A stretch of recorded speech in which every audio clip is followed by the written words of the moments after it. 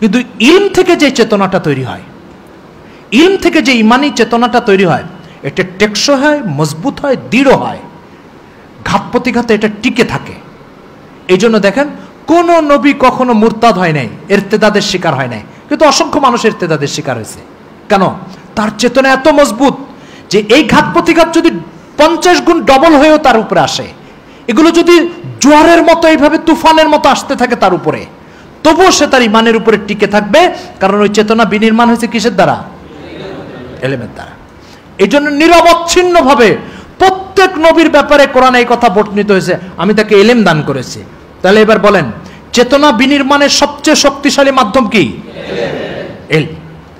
ইলমের বাইরে যত মাধ্যম দ্বারা চেতনা নির্মাণ হয়, এই সব মাধ্যম ঠুনকো, দুর্বল, ক্ষণস্থায়ী। আর ইলমের মাধ্যমে যে চেতনা তৈরি হয় সেটা কি? টেকসই। কি সেটা? টেকসই, দৃঢ় হয়, মজবুত হয়, ঘাত প্রতিঘাত মোকাবেলা করতে পারে। আমার কথা বুঝাইতে পারছি? তাহলে ইলম কি করে বলেন? আল্লাহ তাআলার আজমতকে অন্তরে স্থাপন করে।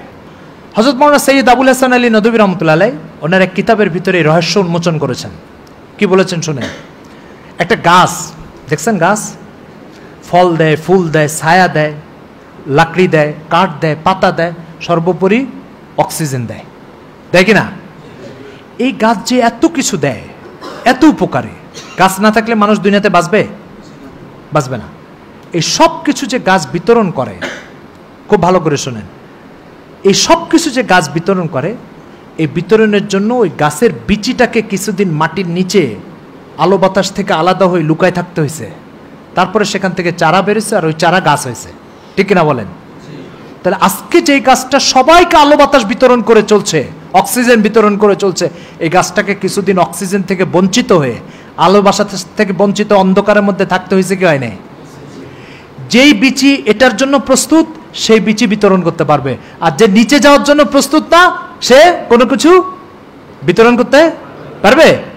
ঠিক ইলম অর্জনের পন্থা হচ্ছে এটা, যে আপনি আলিম হতে চান, ঈমান ও ইসলামের উপকরণ মানুষকে সরবরাহ করতে চান, আপনি আল্লাহর শয়তানের গোলামদেরকে আল্লাহর গোলাম বানাতে চান, আখিরাতের ব্যাপারে উদাসীন মানুষকে আখিরাতের ব্যাপারে সজাগ সতর্ক করতে চান, আল্লাহ তাআলাকে না চেনা মানুষদের দিলে আল্লাহর নাম স্থাপন করতে চান, এই কাজগুলো আপনি করতে চান, তাহলে অবশ্যই আপনাকে অপরিহার্যভাবে কিছুদিন বিচির মতো কিতাবাদির ভিতরে, ইলমের পরিবেশের ভিতরে বিচির মতো আলো বাতাস থেকে বঞ্চিত হয়ে ডুবে থাকতে হবে। যে এটার জন্য প্রস্তুত সে ওটার জন্য প্রস্তুত, যে এখানে নাই সে ওখানে নেই। ভাই আমার কথা কি বোঝা গেছে না বোঝা যায়নি? সবাই বুঝতে পেরেছেন? একবার এক মিডিয়াতে আমাকে একজন প্রশ্ন করলো যে হুজুর, জান্নাতে একজন পুরুষকে 70 জন মহিলা দেওয়া হবে, একজন মহিলাকে কতজন পুরুষ দেওয়া হবে? মানুষের একটা ভুল